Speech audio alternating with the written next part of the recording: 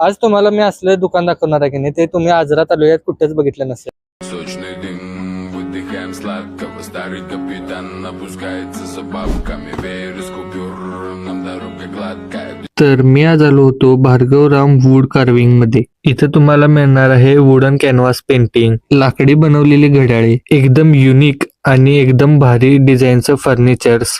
इथं तुम्हाला एकदम अँटिक आणि एकदम युनिक वस्तू मिळणार आहेत.